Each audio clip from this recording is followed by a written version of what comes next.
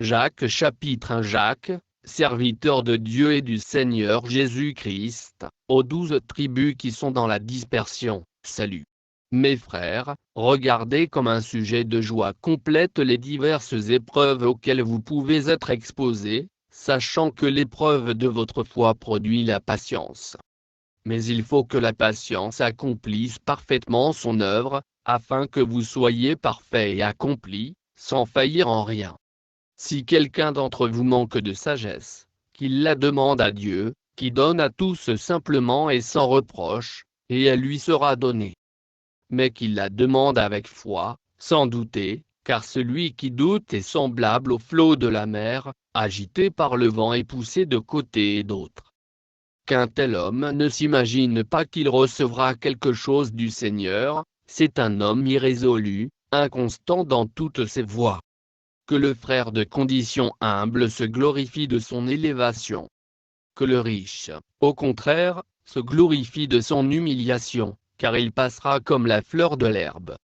Le soleil s'est levé avec sa chaleur ardente, il a desséché l'herbe, sa fleur est tombée, et la beauté de son aspect a disparu, ainsi le riche se flétrira dans ses entreprises. Heureux l'homme qui supporte patiemment la tentation, car, après avoir été éprouvé, il recevra la couronne de vie, que le Seigneur a promise à ceux qui l'aiment. Que personne, lorsqu'il est tenté, ne dise, c'est Dieu qui me tente. Car Dieu ne peut être tenté par le mal, et il ne tente lui-même personne. Mais chacun est tenté quand il est attiré et amorcé par sa propre convoitise. Puis la convoitise, lorsqu'elle a conçu, enfante le péché, et le péché, étant consommé, produit la mort. Ne vous y trompez pas, mes frères bien-aimés, toute grâce excellente et tout don parfait descendent d'en haut, du Père des Lumières, chez lequel il n'y a ni changement ni ombre de variation. Il nous a engendrés selon sa volonté, par la parole de vérité, afin que nous soyons en quelque sorte les prémices de ses créatures. Sachez-le, mes frères bien-aimés. Ainsi, que tout homme soit prompt à écouter, lent à parler, lent à se mettre en colère, car la colère de l'homme n'accomplit pas la justice de Dieu. C'est pourquoi, rejetant toute souillure et tout excès de malice, recevez avec douceur la parole qui a été plantée en vous, et qui peut sauver vos âmes. Mettez en pratique la parole, et ne vous bornez pas à l'écouter, en vous trompant vous-même par de faux raisonnements. Car, si quelqu'un écoute la parole et ne la met pas en pratique, il est semblable à un homme qui regarde dans un miroir son visage naturel, et qui, après s'être regardé, s'en va, et oublie aussitôt quel il était. Mais celui qui aura plongé les regards dans la loi parfaite, la loi de la liberté, et qui aura persévéré, n'étant pas un auditeur oublieux, mais se mettant à l'œuvre, celui-là sera heureux dans son activité. Si quelqu'un croit être religieux, sans tenir sa langue en bride, mais en trompant son cœur, la religion de cet homme est vaine. La religion pure et sans tache, devant Dieu notre Père, consiste à visiter les orphelins et les veuves dans leurs afflictions, et à se préserver des souillures du monde. Chapitre 2 Mes frères, que votre foi en notre glorieux Seigneur Jésus-Christ soit exempte de toute acception de personne. Supposez, en effet, qu'il entre dans votre assemblée un homme avec un anneau d'or et un habit magnifique, et qu'il y entre aussi un pauvre misérablement vêtu, si, tournant vos regards vers celui qui porte l'habit magnifique, vous lui dites, toi, assieds-toi ici à cette place d'honneur. Et si vous dites au pauvre, toi, tiens-toi là debout. Ou bien, assieds-toi au-dessous de mon marchepied. Ne faites-vous pas en vous-mêmes une distinction, et ne jugez-vous pas sous l'inspiration de pensées mauvaises? Écoutez, mes frères bien-aimés, Dieu n'a-t-il pas choisi les pauvres aux yeux du monde, pour qu'ils soient riches en la foi, et héritiers du royaume qu'il a promis à ceux qui l'aiment? Et vous, vous avilissez le pauvre. Ne sont-ce pas les riches qui vous oppriment, et qui vous traînent devant les tribunaux? Ne sont-ce pas eux qui outragent le bon nom que vous portez? si vous accomplissez la loi royale, selon l'Écriture, tu aimeras ton prochain comme toi-même, vous faites bien. Mais si vous faites exception de personne, vous commettez un péché, vous êtes condamnés par la loi comme des transgresseurs. Car quiconque observe toute la loi, mais pêche contre un seul commandement, devient coupable de tous. En effet, celui qui a dit « Tu ne commettras point d'adultère » a dit aussi « Tu ne tueras point ». Or, si tu ne commets point d'adultère, mais que tu commettes un meurtre, tu deviens transgresseur de la loi. Parlez et agissez comme devant être jugés par une loi de liberté, car le jugement est sans miséricorde pour qui n'a pas fait miséricorde. La miséricorde triomphe du jugement. Mes frères, que sert-il à quelqu'un de dire qu'il a la foi, s'il n'a pas les œuvres? La foi peut-elle le sauver? Si un frère ou une sœur sont nus et manquent de la nourriture de chaque jour, et que l'un d'entre vous leur dise, allez en paix, chauffez-vous et vous rassasiez, et que vous ne leur donniez pas ce qui est nécessaire au corps, à quoi cela sert-il? Il en est ainsi de la foi, si elle n'a pas les œuvres, elle est morte en elle-même. Mais quelqu'un dira, toi, tu as la foi, et moi, j'ai les œuvres. Montre-moi ta foi sans les œuvres, et moi, je te montrerai la foi par mes œuvres. Tu crois qu'il y a un seul Dieu, tu fais bien, les démons le croient aussi, et ils tremblent. Veux-tu savoir, ô homme vain, que la foi sans les œuvres est inutile? Abraham, notre père, ne fut-il pas justifié par les œuvres, lorsqu'il offrit son fils Isaac sur l'autel? Tu vois que la foi agissait avec ses œuvres, et que par les œuvres la foi fut rendue parfaite. Ainsi s'accomplit ce que dit l'Écriture, Abraham crut à Dieu, et cela lui fut imputé à justice, et il fut appelé ami de Dieu. Vous voyez que l'homme est justifié par les œuvres, et non par la foi seulement. Rahab la prostituée ne fut-elle pas également justifiée par les œuvres, lorsqu'elle reçut les messagers et qu'elle les fit partir par un autre chemin? Comme le corps sans âme est mort, de même la foi sans les œuvres est morte. Chapitre 3 Mes frères, qu'il n'y ait pas parmi vous un grand nombre de personnes qui se mettent à enseigner, car vous savez que nous serons jugés plus sévèrement. Nous bronchons tous de plusieurs manières. Si quelqu'un ne bronche point en parole, c'est un homme parfait, capable de tenir tout son corps en bride. Si nous mettons le mors dans la bouche des chevaux pour qu'ils nous obéissent, nous dirigeons aussi leur corps tout entier.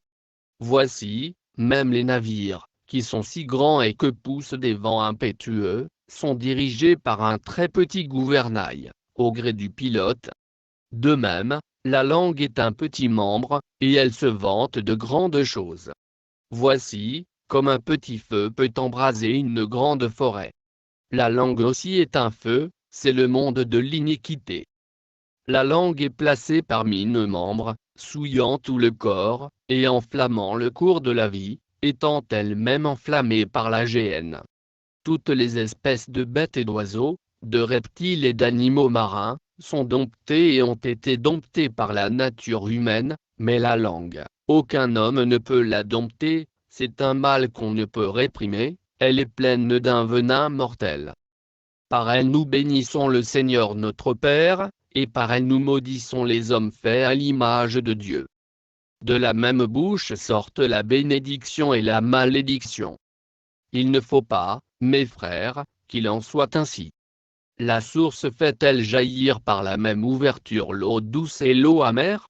Un figuier, mes frères, peut-il produire des olives, ou une vigne des figues? De l'eau salée ne peut pas non plus produire de l'eau douce. Lequel d'entre vous est sage et intelligent? Qu'il montre ses œuvres par une bonne conduite avec la douceur de la sagesse. Mais si vous avez dans votre cœur un zèle amer et un esprit de dispute, ne vous glorifiez pas et ne mentez pas contre la vérité. Cette sagesse n'est point celle qui vient d'en haut, mais elle est terrestre, charnelle, diabolique. Car là où il y a un zèle amer et un esprit de dispute, il y a du désordre et toutes sortes de mauvaises actions.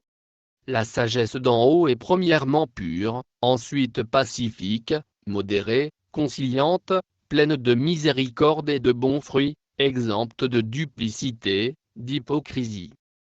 Le fruit de la justice est semé dans la paix par ceux qui recherchent la paix. Chapitre 4. D'où viennent les luttes, et d'où viennent les querelles parmi vous?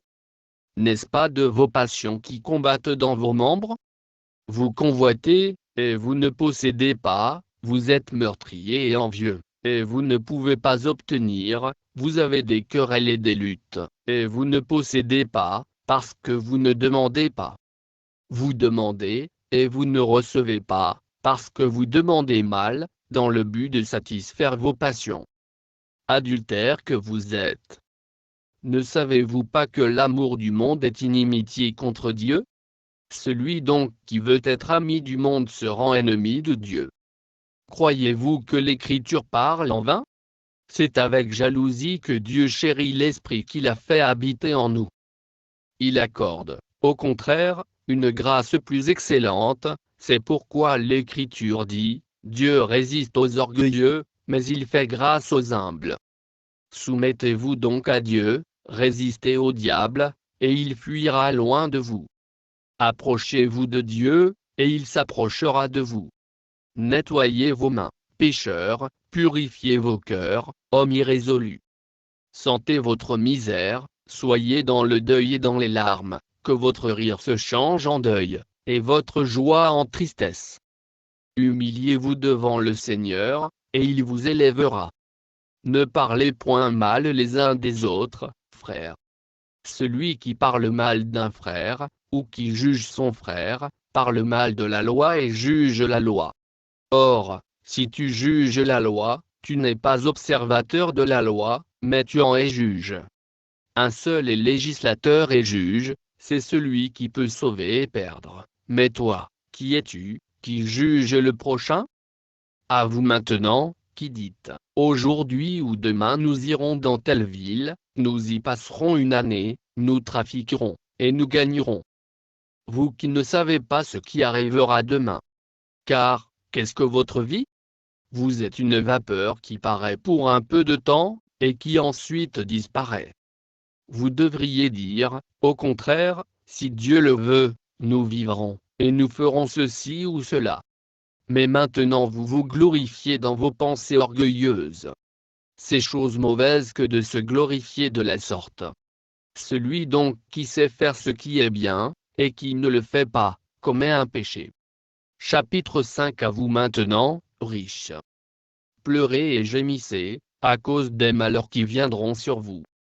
Vos richesses sont pourries, et vos vêtements sont rongés par les teignes. Votre or et votre argent sont rouillés, et leur rouille s'élèvera en témoignage contre vous, et dévorera vos chairs comme un feu. Vous avez amassé des trésors dans les derniers jours. Voici, le salaire des ouvriers qui ont moissonné vos champs, et dont vous les avez frustrés, crient, et les cris des moissonneurs sont parvenus jusqu'aux oreilles du Seigneur des armées. Vous avez vécu sur la terre dans les voluptés et dans les délices, vous avez rassasié vos cœurs au jour du carnage. Vous avez condamné, vous avez tué le juste, qui ne vous a pas résisté. Soyez donc patients, frères, jusqu'à l'avènement du Seigneur. Voici, le laboureur attend le précieux fruit de la terre, prenant patience à son égard, jusqu'à ce qu'il ait reçu les pluies de la première et de l'arrière-saison. Vous aussi, soyez patients, affermissez vos cœurs, car l'avènement du Seigneur est proche. Ne vous plaignez pas les uns des autres, frères, afin que vous ne soyez pas jugés. Voici, le juge est à la porte. Prenez, mes frères, pour modèle de souffrance et de patience les prophètes qui ont parlé au nom du Seigneur. Voici, nous disons bienheureux ceux qui ont souffert patiemment. Vous avez entendu parler de la patience de Job, et vous avez vu la fin que le Seigneur lui accorda, car le Seigneur est plein de miséricorde et de compassion. Avant toute chose, mes frères, ne jurez ni par le ciel, ni par la terre, ni par aucun autre serment. Mais que votre oui soit oui, et que votre non soit non, afin que vous ne tombiez pas sous le jugement. Quelqu'un parmi vous est-il dans la souffrance? Qu'il prie. Quelqu'un est-il dans la joie? Qu'il chante des cantiques. Quelqu'un parmi vous est-il malade? Qu'il appelle les anciens de l'Église, et que les anciens prient pour lui, en loignant d'huile au nom du Seigneur. La prière de la foi sauvera le malade, et le Seigneur le relèvera, et s'il a commis des péchés, il lui sera pardonné. Confessez donc vos péchés les uns aux autres, et priez les uns pour les autres, afin que vous soyez guéris. La prière fervente du juste a une grande efficace.